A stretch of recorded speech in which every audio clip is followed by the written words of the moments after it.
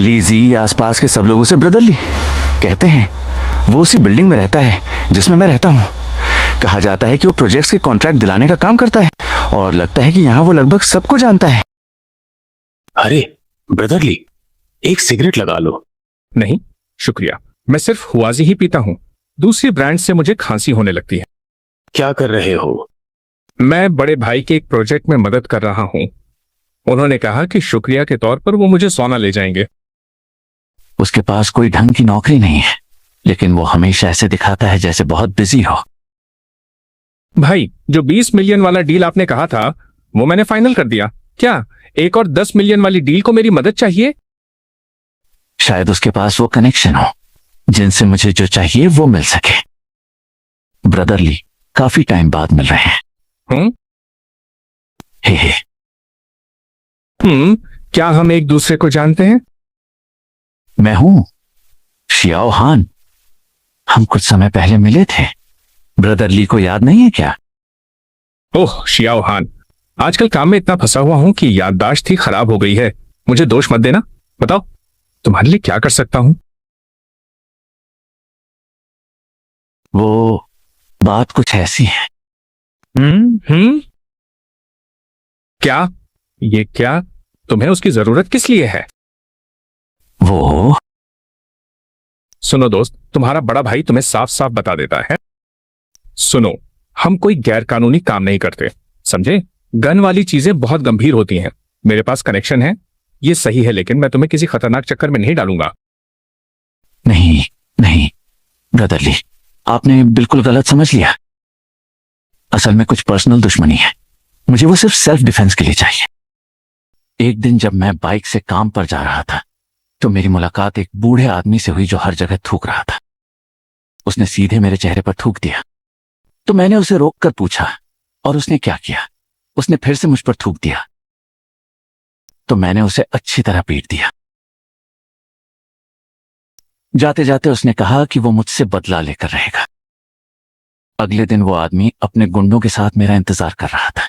उन्होंने मुझे बुरी तरह पीटा और कहा कि अगर मैं फिर कभी दिखा तो दोबारा भी यही करेंगे। मैं कभी इतना बेइज्जत महसूस नहीं किया, इसीलिए मुझे सेल्फ डिफेंस के लिए एक हथियार चाहिए। बस यही पूरी कहानी का शॉर्ट वर्जन है। यार, किसी पर थूकना, ये तो बहुत गंदी हरकत है। क्या घटिया आदमी है, इतनी घटिया हरकत।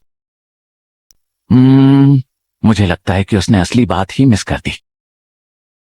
कुछ मत कहो दोस्त, मैं तुम्हारा काम संभाल लूंगा। मैं अभी अपने बड़े भाई को फोन करता हूं। चलो ये काम कर ही देते हैं। Thanks brotherly. चलो बस में चढ़ते हैं।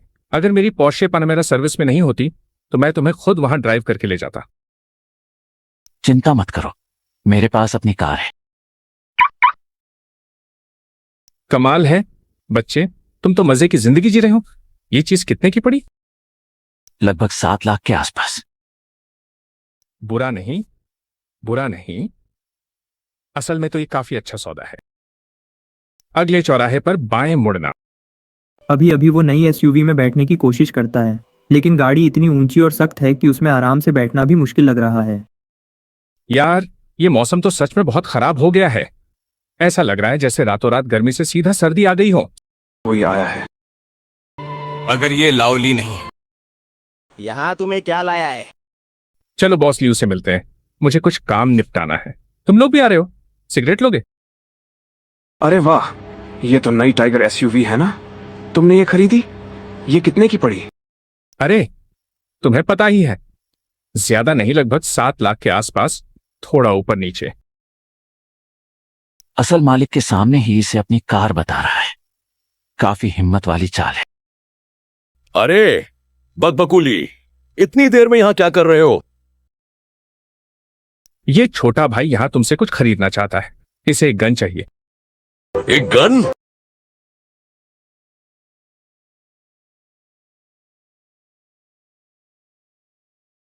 बस इतना?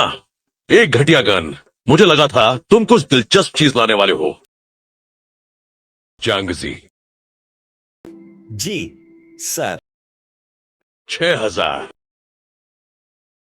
असल में बॉस लियो में कुछ थोड़ा लंबा सोच रहा था। समझ रहे हो, वही वाला जिसमें स्कोप लगा होता है। बच्चे,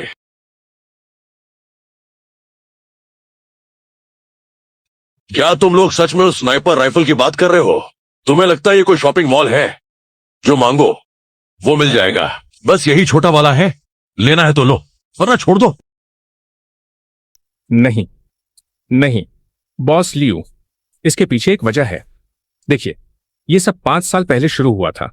उसकी पत्नी 2,000 years later. उफ, घिनौना, बहुत ही घिनौना। सच में यार, 3 बच्चे और एक भी उसका नहीं।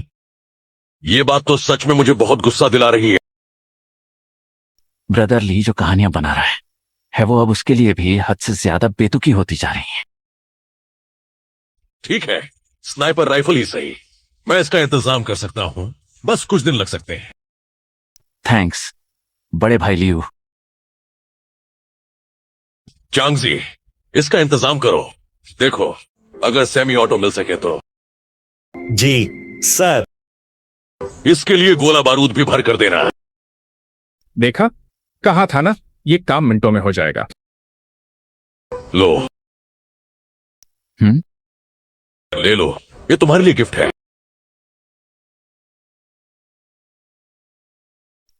ब्रदर लियू, मेरा एक दोस्त है, वो सरकार में है। उसने मुझे बताया कि इस अजीब मौसम की वजह से जल्द ही सामान की खरीद पर पाबंदी लगने वाली है, इसलिए पहले से ही सामान जमा करके रखना बेहतर है।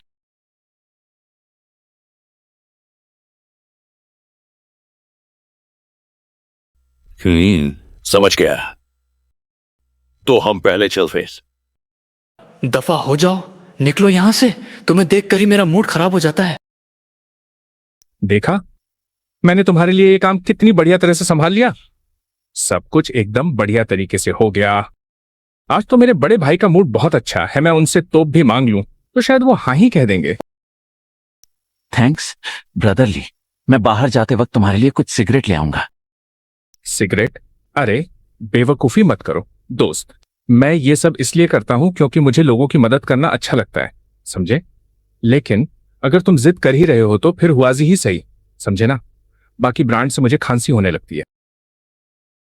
ज्यादा पागल मत बनो, 7-8 कार्टन ही काफी हैं। जैसे ही मुझे उस प्रोजेक्ट के पैसे मिलेंगे मैं तुम्हें सोना ले जाऊंगा। Stock check, weapon check. कम से कम शुरुआती दिनों के लिए मैं तो अपोकैलिप्स के लिए तैयार हूं। अब समय है अपनी एबिलिटी पर ध्यान देने का। अगर मैं खाने की प्रॉब्लम पूरी तरह सॉल्व कर लूं, मेरे सर्वाइवल के चांसेस बहुत ज्यादा बढ़ जाएंगे। वाह, ओह,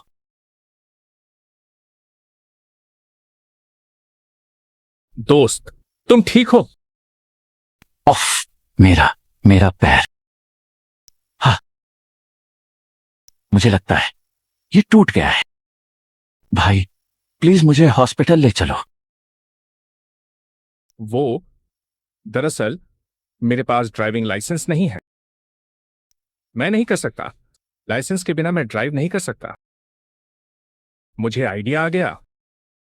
बस मुझ पर सहारा ले लो, हम पैदल ही चलकर पहुंच जाएंगे। जोर लगाओ, जोर लगाओ। चलो चलो, बस टैक्सी लेते हैं, मैं पैसे दे दूंगा।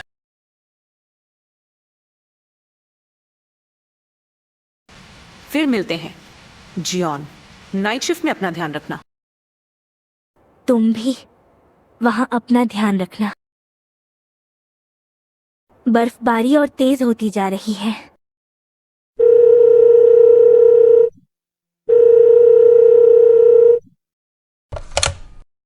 हेड नर्स, प्लीज हॉल में आइए, स्टाफ की कमी है।